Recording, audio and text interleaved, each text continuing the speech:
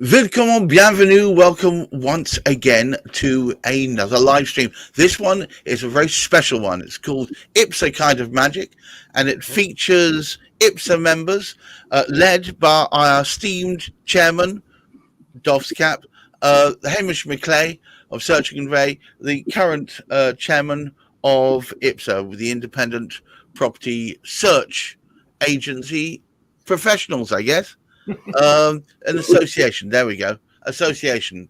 That's it. You confused me by putting association at the beginning, you see. But Heather, you are also an esteemed member. Are you the director? I'm not sure. I'm the current chief executive as of earlier this year. Fabulous. Right. And together, Hamish and Heather are forging ahead. We had a wonderful Members' Day, which I was privileged to be at. I think it was generally full of bon vivant and an upbeat messaging. Hamish, today's topic is forging ahead into the future. United we stand, HM, Land Reg and IPSA. What say you? Well, in fact, perhaps we can go back to our Members' Day. That there were a couple of interesting announcements on Members' Day, but there was also something because we had two of the representatives of Land Registry who were able to come along, but they weren't able to say anything in reality because, of course, we were being a government-associated body, they weren't permitted to sort of publicly sort of claim to anything at all. However, the fascinating thing was that was the day on which we're able to celebrate the 100th council to actually sort of be loaded onto the Land Registry sort of platform, which all of that information from 100 councils now can be accessed straight away, which means there's no lead time involved. We can actually go in there, get that information, refine it. Now that in itself is an achievement, but more to the point, what we actually sort of found, and we had to wait after, and there's some enhancements. I mean, Heather might be able to confirm they were due to take place overnight. So yesterday eve, they were meant to sort of happen. I'm not too sure. Heather will confirm for us. But what it does mean, because of the way in which we've been able to sort of work with Land Registry, and they've listened to us, they've made it so much easier to refine that information. And I have to sort of say this, and it's so very important that we have Heather here today, because it was her that was maintaining the records to be able to pass the Land Registry, which enabled them to update matters on our behalf. Wow.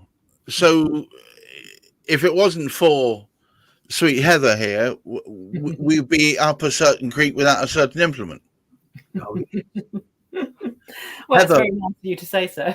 Heather, welcome once again. So here we are discussing the ever closening relationship between IPSA and Land Registry. It's been a rocky road, I've got to admit. We started this process a long time ago when Land Registry first announced that they were planning to digitise the land charges registers for over 300 local authorities. And as people that work with the local authorities with land charges, we were quite concerned about that at the time because every local authority registers their charges in a different way. However, once we knew that it was going to happen, we said, right, we'll help Land Registry to get this register as accurate and consistent as possible. And from that day, we have worked with them. There have been frustrations.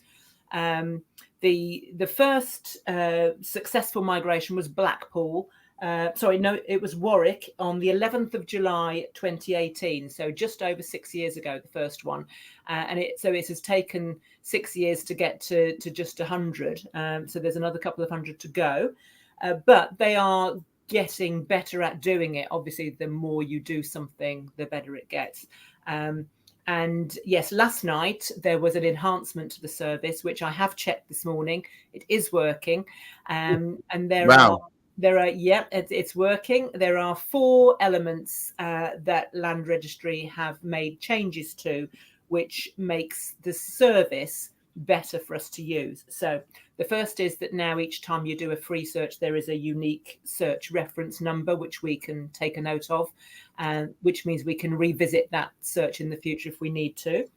The second is that the results are shown in full rather than you having to click a button to show the results. Thirdly, the information is copy and pastable. I haven't checked that element of it. I checked everything else.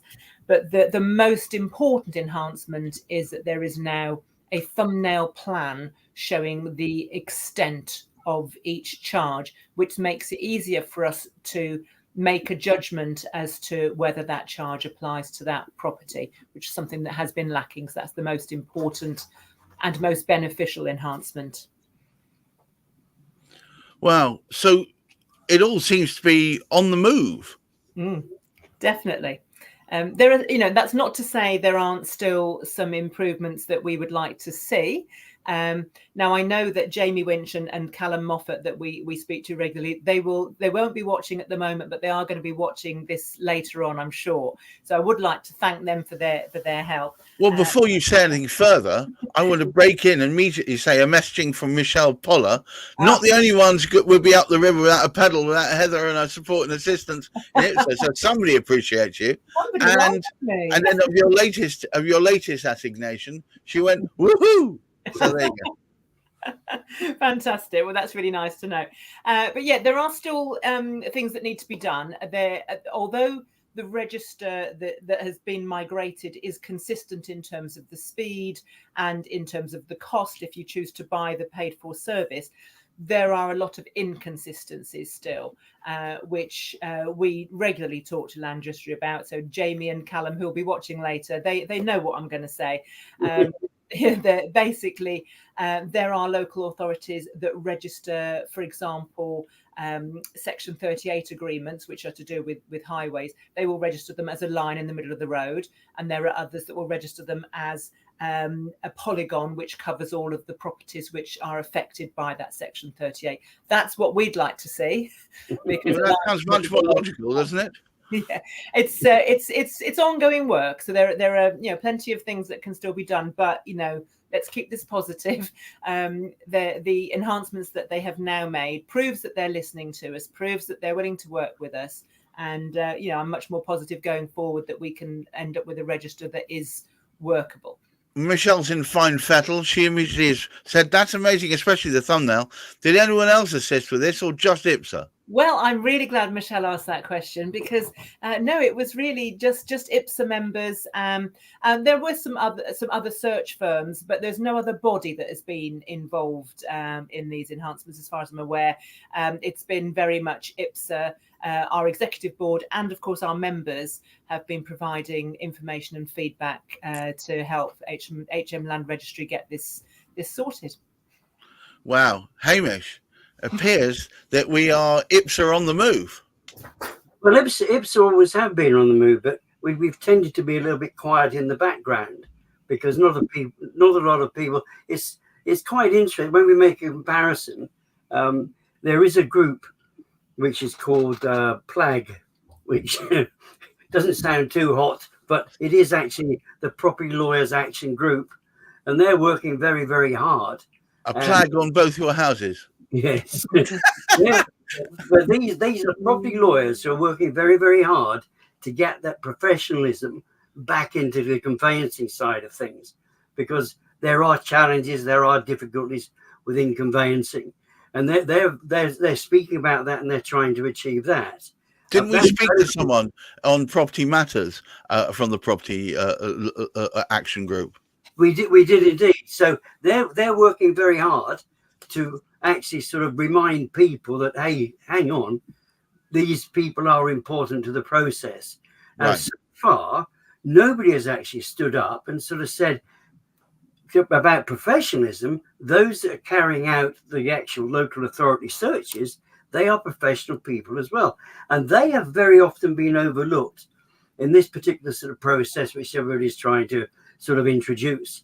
And of course, what IPSA are trying to do and have been doing for a time is to actually remind people that there is professionalism, and we can actually show that. And I think it's demonstrated we're the only organisation that have worked directly with Land Registry to actually improve the facility which is available. And what it has enabled us to do, of course, it's cut down dramatically on the lead time. And that is that's paramount. However, all of the information, as Heather intimated, it isn't necessarily refined data. There are bits and pieces here which don't add up. There's duplications and all sorts of. And what we're working hard to achieve, and what these enhancements by Her Majesty's Land Registry, like particularly with Jamie and Callum, as we mentioned, because they work closely with us, what they've been able to do is get the information to us, and with the enhancements, make it much, much easier refining that data, which means we present to the solicitor a more effective report because all of that's been taken out. And that action is not carried out necessarily by all researchers, by all search agents. However, it's a principal part of what IPSA do. Definitely. Wow. So what's next, Heather? Where do we go next? Where do we go next? Well, we'll still be working alongside HM Land Registry on enhancements and improvement, and we will keep lobbying for accuracy. As I said, there are discrepancies in how the entries are registered, and I think Land Registry are planning to do more education on this about best practice. They're in a difficult situation because then there is no legislation which allows HM Land Registry to say to a local authority, you must do it this way. And that's a shame, because that would solve an awful lot of problems if that legislation was in place. However, what they can do is they can say, well, this is best practice. This is the best way of doing it. And, they are doing education in that way. What we as IPSA are doing, and we've just started this recently, is we're now holding competitions amongst our members to nominate the best local authority, because we feel if we've got local authorities that are doing a great job, which many of them are, let's celebrate those and hold them up as an example of good practice to the ones that aren't being quite so helpful.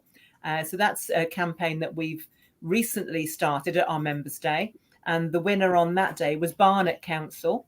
Hooray for Barnet! Barnet, yeah, they did a very great job, and they returned a local search for one of our members within 4 hours for an urgent case, which was pretty amazing. So they won the prize, which meant our member, Barty Boover of Whitefield Legal Services, she won a bottle of wine for herself, but more importantly, she won a little hamper of goodies that she can now forward to Barnet Council as a thank you for their great service. And we're going to be running that again now. So it's going to be an online version next time, because obviously when we did the Members' Day, it was only those in attendance that were able to vote. I have a small idea for you. Oh, actually. Do you? Yes. The idea goes something like this. Mm-hmm.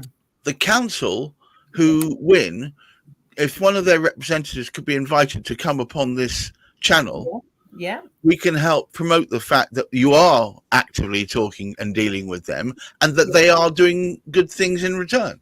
What an excellent idea. Yes. I thought of that one. Yeah, that's a very good idea. We'll invite the winning local authority. You know what they say? Up there for thinking, down there for dancing.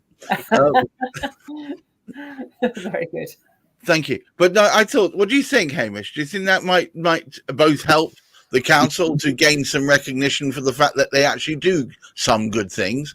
Well, absolutely, because some councils do recognise that we are working in partnership with them in trying to achieve the appropriate results. And of course, it is one of the challenges as to what has happened with Land Registry take over responsibility for the, if you like, the place to actually approach to obtain information on land charges. That particular work is no longer provided by the local council, although they would maintain the records. So they are losing in income relative to that particular aspect of what they're doing. So they're being put under a bit more pressure, because in many cases, because of the funding isn't there now, because they are not receiving, they've had to cut back on their staff within those particular departments, which is putting even more pressure on those particular sort of councils. But as we sort of see, someone like Barnet Council, I mean, we've worked with them in the past. I mean, they've always been good, but we've never noticed them being that good. But it does show the close relationship that Barty and Sharon at Whitefield Legal Services have been able to develop, particularly with sort of Barnet. But they're like that with all the councils that they are working with. And IPSA members tend to be like that. And we do want to promote, we do want to work, we do want to assist. And in some cases we can, because by refining information, we can see those errors and we can actually get back to the council and ask them to amend it, because it's something they wouldn't necessarily have noticed because they haven't had the time to look at it as in depth as we have. So that partnership is so very, very important too. I think the world needs to hear some good news about council interaction. I think there's a lot of negative press for councils throughout the whole country, and if we can do some way of showing that they are trying to work well, that's why I think this competition is really good. It doesn't just help your members feel like they're making best efforts to interact with the council. It shows the council that people actually care about the fact they're making the effort at all. Yes. In fact, what was interesting as well on the Members' Day was when we announced to members that we were doing this competition, they were, quick, give me the paper. I want to fill this in. I've got a great council. And, that was, it was really lovely to hear, because we do hear a lot of bad stories about rightly so, because there are councils that are obstructive, that are difficult. But it's really nice to hear some very positive stories. And it's nice to redress the balance a little bit, don't you think? Absolutely. So no, it was really great to hear some very positive stories, because I think actually if we looked at all the councils, it's quite a small minority that are difficult. They're the ones that get all the press because they cause so many problems, but a lot of them have got some really great members of staff there that have fantastic knowledge, are really keen to assist, and yes, we should be celebrating that. Well, look, it just remains for me to say thank you very much, Hamish McLay from Search and Convey, and of course, Heather Poole-Gleede of Shropshire Property Search, both of which are fundamental to the continued good running of IPSA. If any other IPSA members would like to appear here alongside myself and Hamish, where we can talk about some of the work they're doing, perhaps highlight some of the areas they find most difficult, and even talk about those councils they've worked well with, please just approach Hamish and we'll put you on the list. You can pop along here, and I'm sure, as you can see, it's a really good way of promoting what you're doing. Until the next time, thank you so much, Heather. Thank you so much, Hamish. And to all of you out there, keep your feet on the ground, but reach for the stars and look after that mental health. Bye-bye.